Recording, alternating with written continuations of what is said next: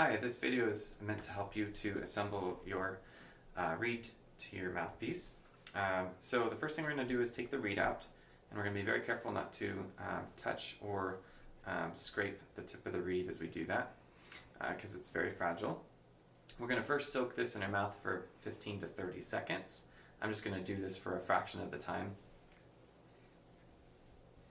Okay. And then after it's been soaking, we're going to go ahead and take the mouthpiece cap off.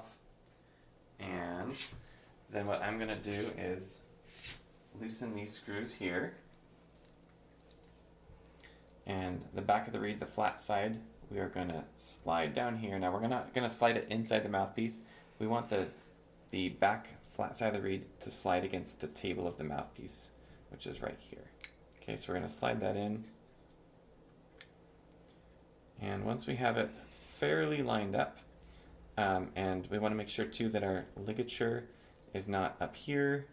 On most mouthpieces there's a line which is kind of an indicator of where this should go. So we're going to go ahead and loosen this a little bit. And as we line it up, we want to make sure that it's not here, that it's not here, that it's perfectly lined up straight on the mouthpiece. And then we also want to make sure that the tip of the reed and the tip of the mouthpiece are straight as well. So I'm going to go ahead and adjust that. Now in this process, there's no such thing as being too perfect, because in order to get the best sound on your instrument, those have to be very well lined up.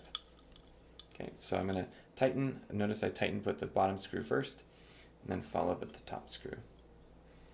Okay, and there you have it. That is how you line up your reed on your saxophone mouthpiece.